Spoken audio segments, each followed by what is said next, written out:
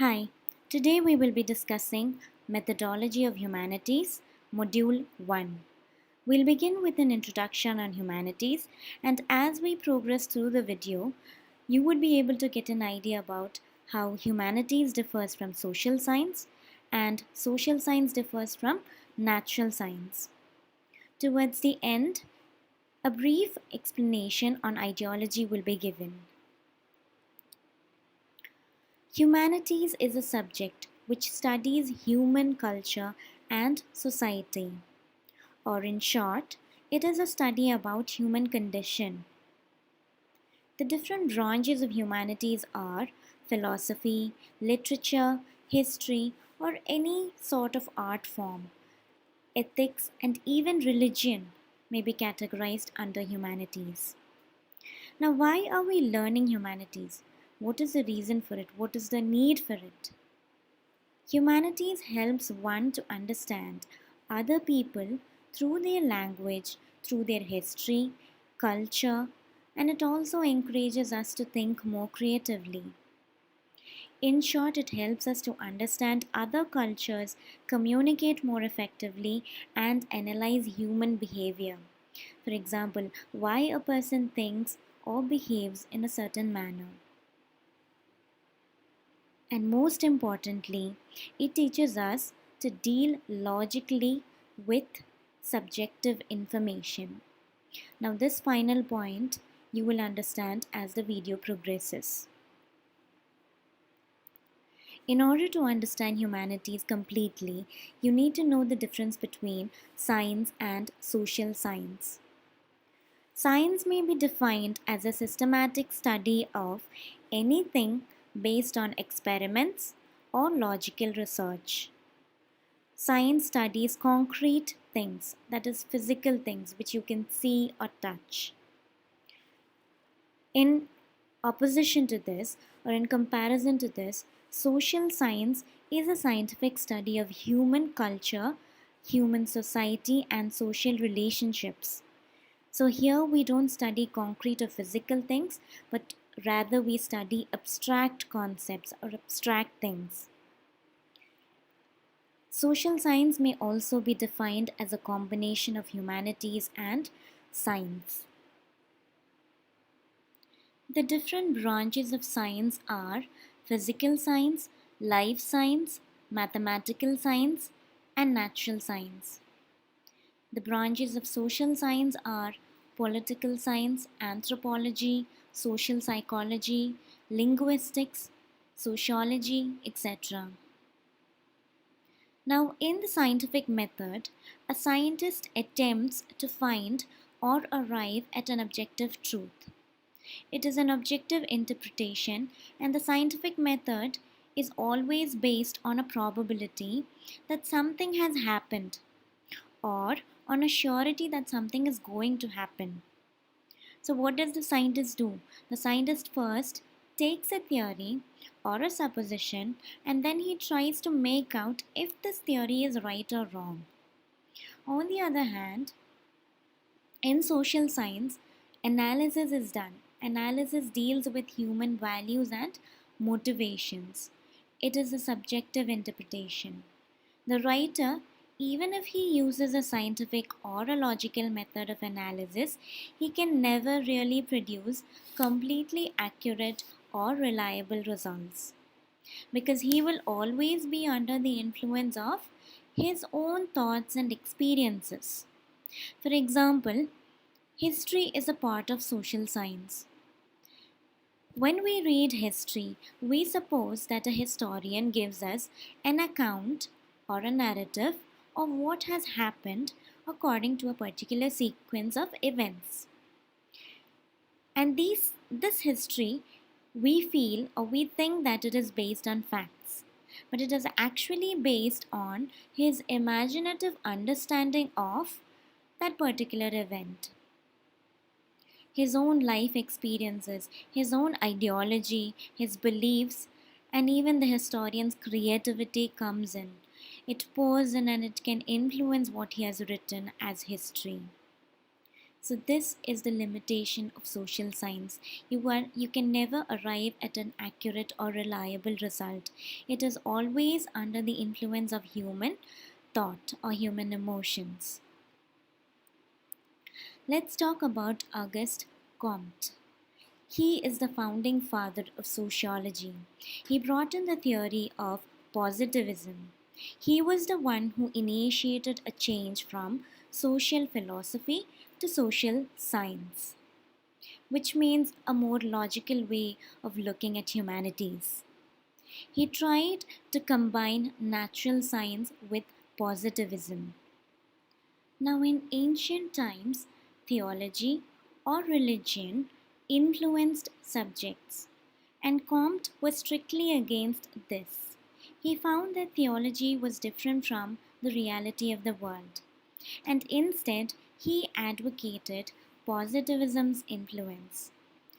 So he was the one who initiated a change from objectivity to positivity or positivism. Next, we'll be talking about Max Weber and his contribution to social science. According to him, society is a result of humans interacting with each other. And this interaction was always influenced by each person's own values and his own thoughts. Humans were, after all, cultural beings. So, social science could even be called as cultural science according to Max Weber. And so, it needs to be studied without being too judgmental or critical about values. He is the person who highlighted the difference between facts and values in studying social science. We are about to end this module with a brief or a short note on ideology. Ideology is part of social science, and this is why we are discussing it here. It may be defined as the science of ideas. It is the study of the origin and the nature of ideas.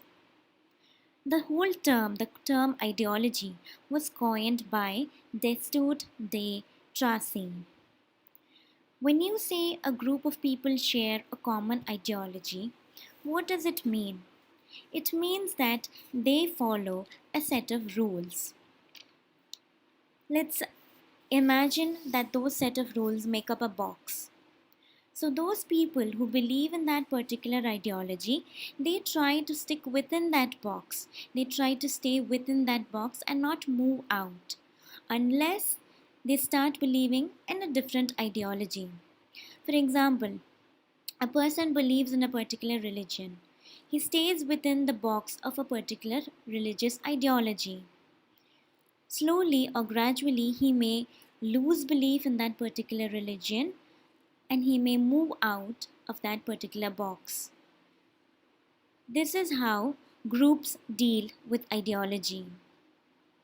Now, let's take a look at the Marxian view of ideology.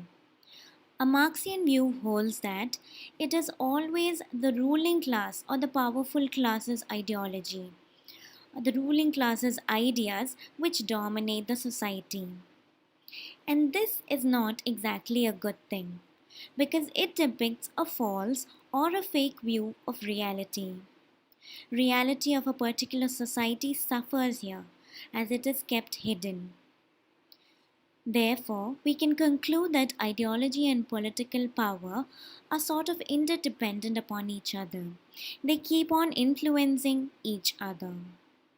Ideology is therefore more than just a belief system. We've come to an end of Module 1. Thank you.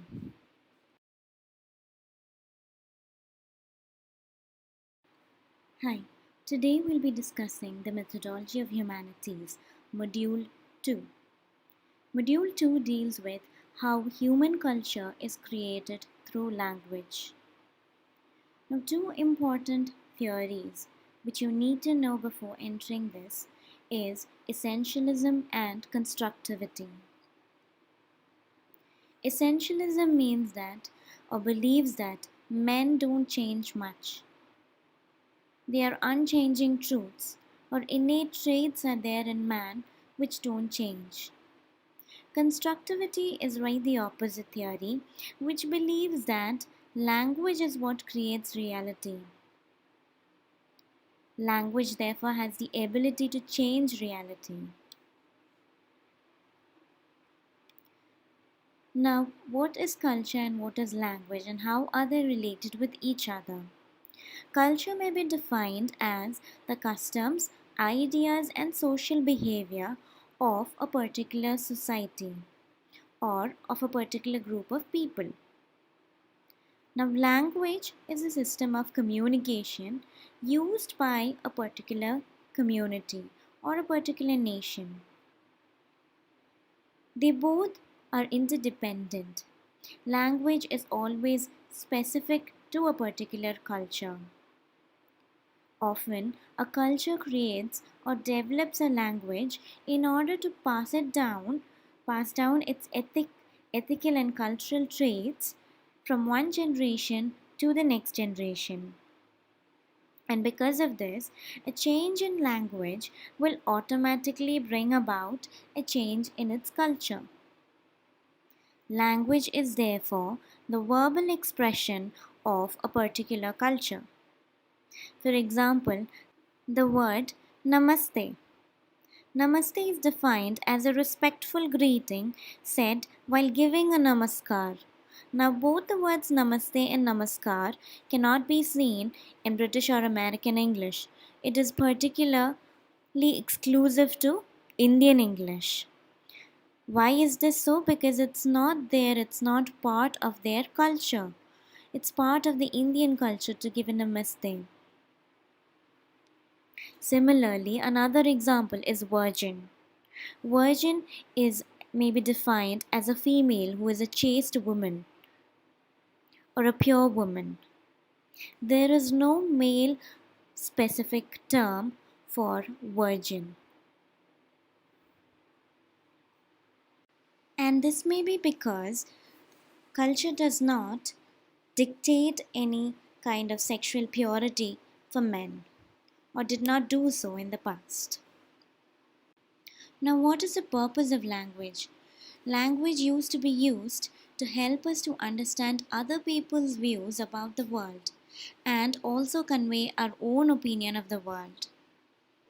It was also used as a tool to colonize others by the European civilization.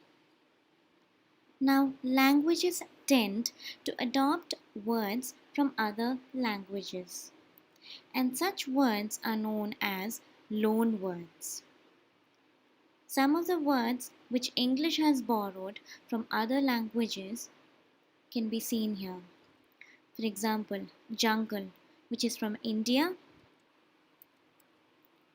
cookie from Dutch, utensils from French, and chutney again from India.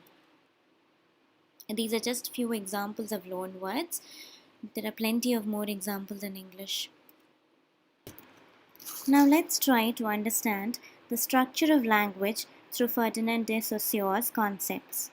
The three main concepts that he puts forward are the difference between langue and parole, and that language is a system of signs, and the third being language acquires meaning through difference. These are the three main concepts that he's put forward. Now let's look at each of them in detail. The first one being langue and parole, the difference between langue and parole. Langue is the underlying system of a language. That is, it means the rules of a language. And parole is the individual utterances, may be spoken or may be written. Whatever it is the individual utterances that make up parole. Now let's take the example of chess. The whole board of chess, all the chess pieces together on it, and the rules of the games, everything together, this whole set is taken as or can be considered as langue. And one individual move of a chess piece. Like for example, if I take a pawn and move it forward, that individual move may be taken as, may be considered as parole. So this example is just given in order for you to understand the difference between lang and parole. So lang is the system and parole is the individual utterance which comes out of the system. This image or this picture is also an apt representation of the difference between lang and parole. So lang being the underlying system of a system of language, it can be what is inside our mind, the rules and regulations, or the knowledge that we hold of grammar, of syntax, our knowledge of pronunciation, of sounds, how we put sounds together. All these things together come under lang. That is inside us, inside our minds, or inside a collective community's minds. And what we utter, or the individual words that come out, the spoken words, or maybe even the written words that we write, those individual things, those individual words, or spoken words or written words, are known as parole. We'll be discussing next second concept of Ferdinand de Saussure, which is language is a system of signs. Now, sign, according to Saussure, is divided into, or is split into, signifier and signified. To explain, or to make you understand this concept better, we'll just take a look at this picture. Sign here, what Saussure means by sign is the actual object or the actual thing. Like for example, an apple. Okay, if you're talking about an apple, the actual apple, that is the concrete or physical apple which we can touch or see, that apple is the sign. And the word, when I say apple, that sound apple, or the word, if I'm writing down the word apple, apple, that is the signifier. So the physical existence in sound or word is known as the signifier, and the signified is the mental concept you have. Like for example, when I say the word apple, what comes into your mind? Maybe a red apple, or maybe a green apple, or maybe a yellow apple. It differs from person to person. So signified means the mental concept, or the mental image, the mental picture that comes into an individual soul's mind. Okay, and for some people, apple might when I say apple, they might refer, they might connect it with health or freshness, or maybe it might be connected to Adam and Eve's temptation. It can be connected to anything. So signified is not something permanent. It differs from person to person. So sign is split into signified and signified, where sign is the actual object, the concrete, the physical object which we can touch or see, and signified is the sound or the word, the physical, that is when I say apple, AP, that sound apple, or when I write a word, apple, apple, that is the signifier. And the concept that comes into your mind, the mental image or the mental concept of that particular sign, is known as the signified. For example, another example, just to make you understand this more clearly, is if I write down the word, or if I type the word cat, C-A-T, that is the signifier. So what is the sign? The sign is the actual cat, the cat which you can touch or see. And the signified is the mental image which comes into your mind when you see me writing, or when you see me typing down CAT. So when I say cat, or when I write cat, what comes into your mind? What is the picture that comes into your mind? That is a signified. Now we'll move on to the third concept put forward by Saussure, which is language acquires meaning through difference. Now what he means by this is that, just look at the set of these three words: pen, den, and hen. Why is pen?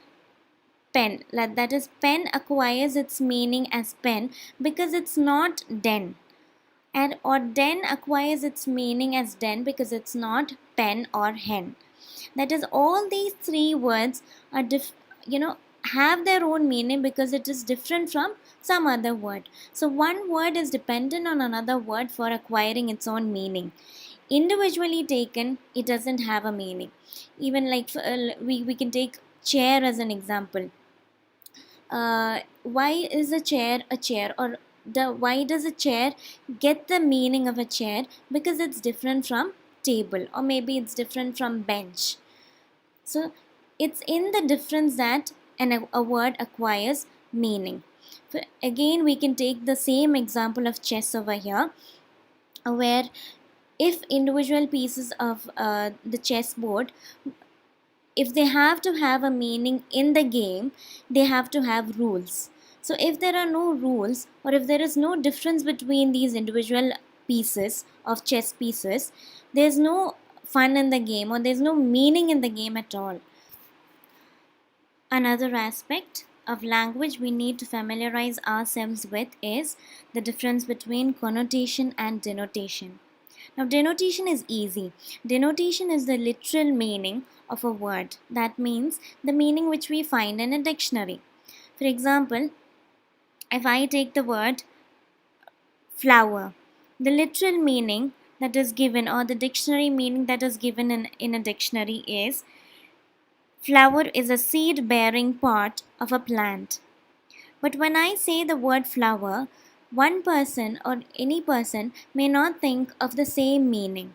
They may have different concepts in their mind. They may associate different things with it. So if I say flower, um, a person might think of friendship. Another person might think of love. Another person might think of health, or anything. Okay, anybody can associate any word with anything.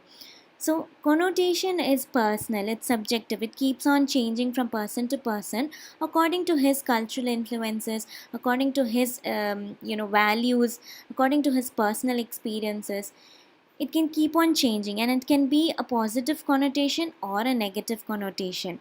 Okay, like for example, flower may not be positive connotation for everybody. Flower can remind a person of a tragedy sometimes, so it can take up that literal meaning, can take up a negative connotation, or a negative meaning there, a negative association. Denotation, on the other hand, it doesn't change. No matter where you are, in which culture you belong to, no matter what your personal experiences are, which nation you belong to, anywhere and everywhere, if you take up the dictionary and look up a word, the meaning will be always the same. It's not going to change the dictionary meaning. So, that is what denotation and connotation are. There are a few more topics left to be discussed in this module, but due to time constraints, we will be discussing them in the beginning of the video of the next module, that is, in the beginning of module 3. Thank you.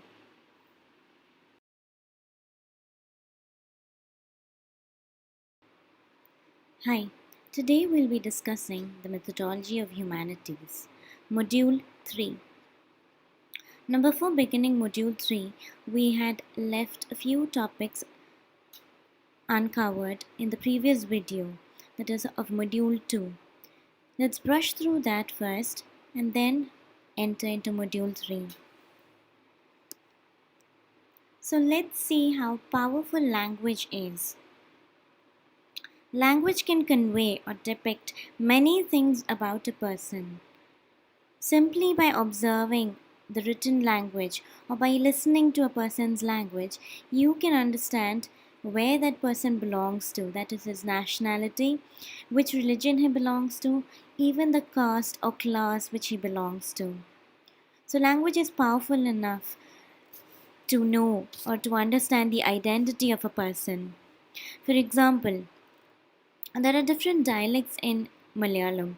Like, for example, a person from Thrissur speaks in a particular dialect, or a person from Trivandrum speaks in a different dialect, a person from Malpuram speaks in a different dialect. So, all these different dialects you can easily understand when a person speaks which district he belongs to.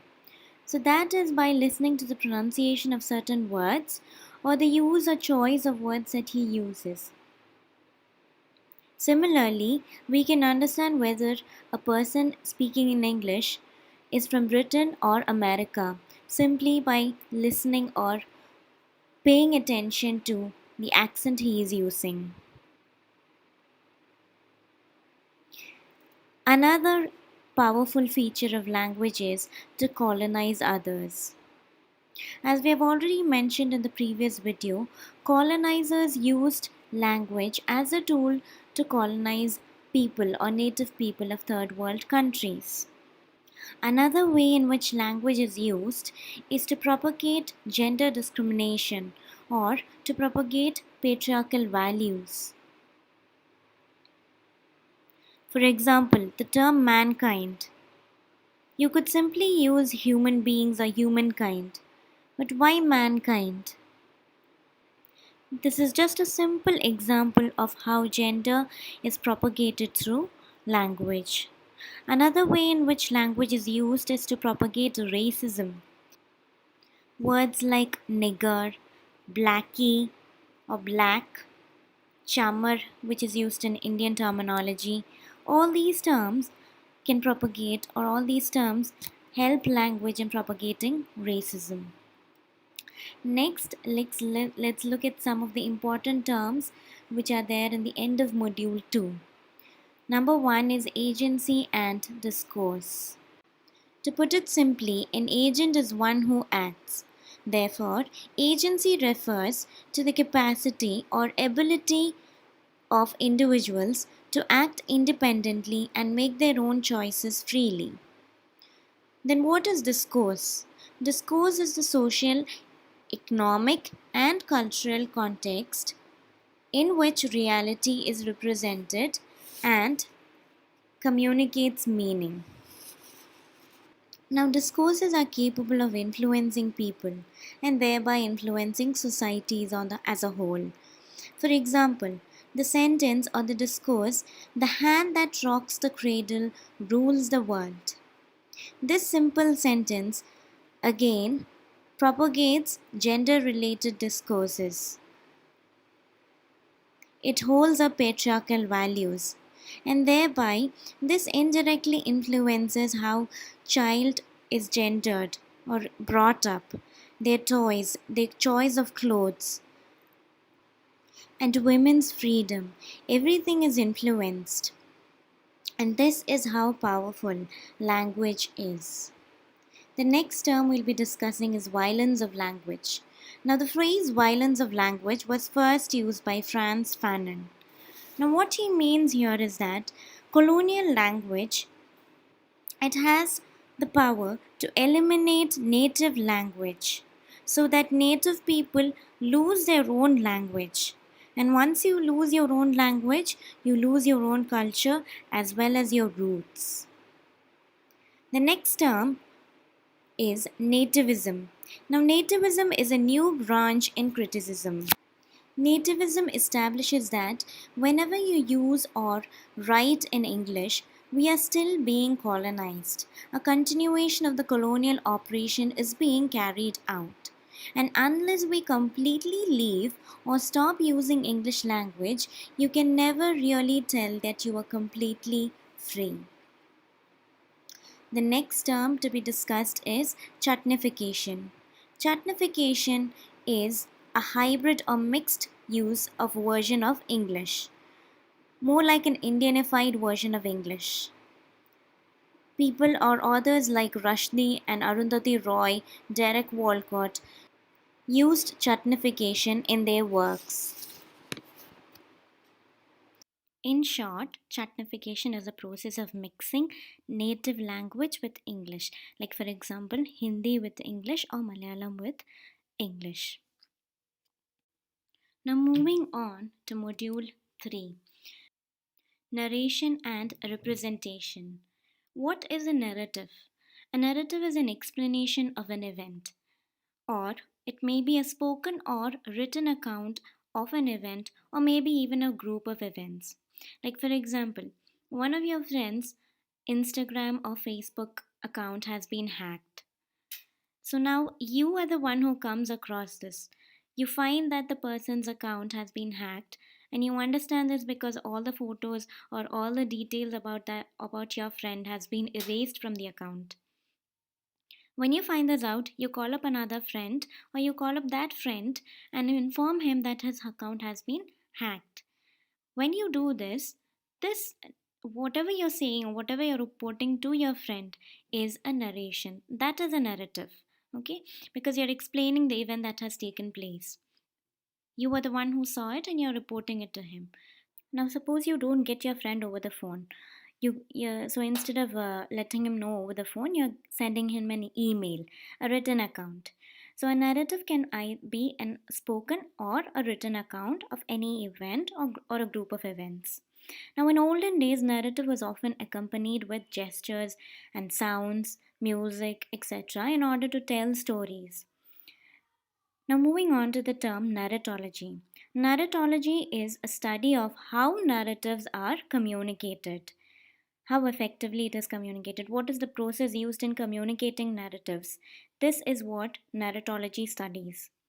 Now, let's look at the terms mimesis and diegesis. Mimesis and diegesis are the two forms of narratives used to represent reality. Mimesis is derived from the Greek word which means imitation or representation. It basically means the imitative representation of the real world in art and literature.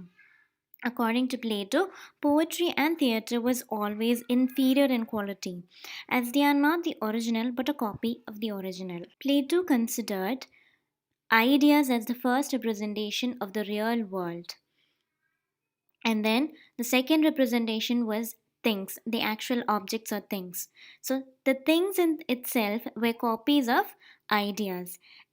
And art was a copy of things, which makes art a copy of copy, and thus it was twice removed from reality. That is, art is always twice removed from reality. This is the concept of mimesis. Now we'll move on to the concept of diegesis. Diegesis may be defined as an indirect representation or re representation of reality. For example, if an author is trying to convey the emotions felt by a character, he may not do it directly. Instead, indirectly, he may convey it through the actions or through the dialogues of the character. This indirect representation is known as diegesis.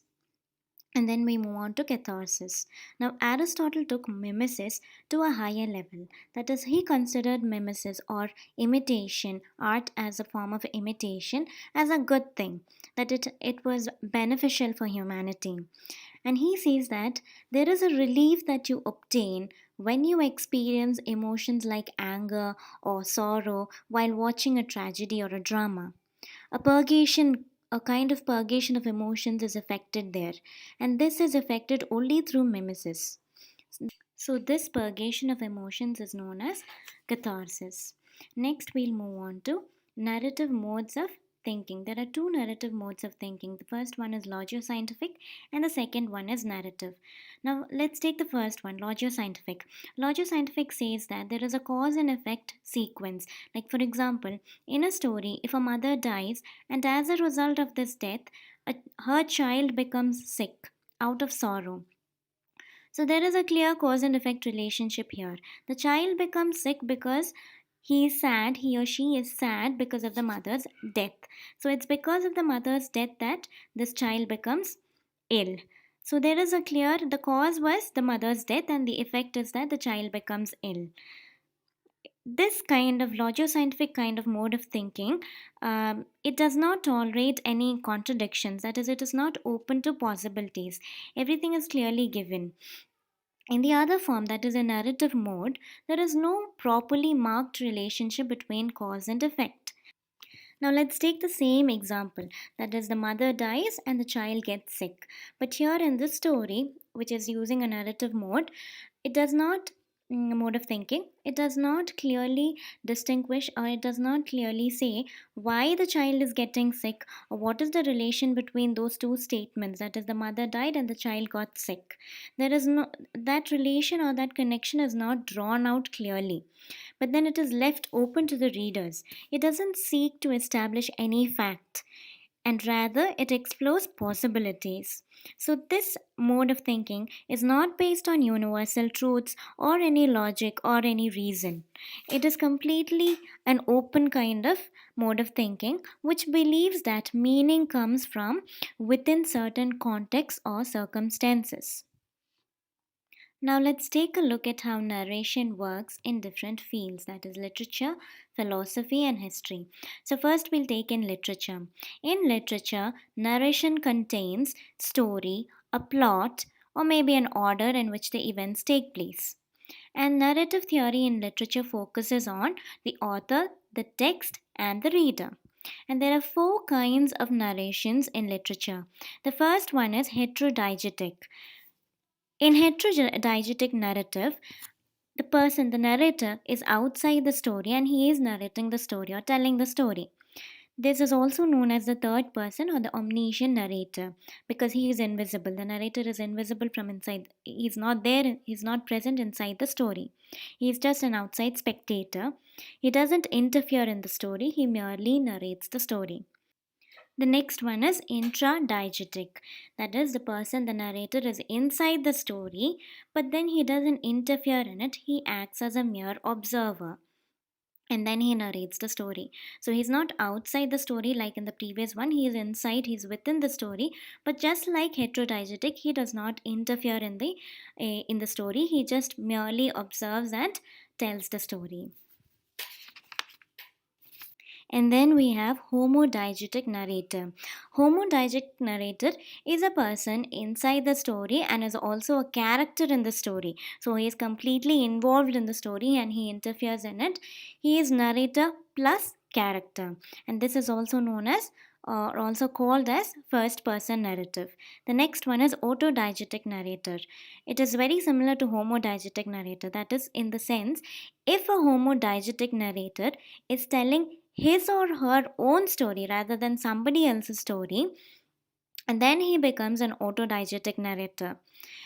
Similarly, we have different kinds of narrations used by philosophy and history, which have been given in the slide.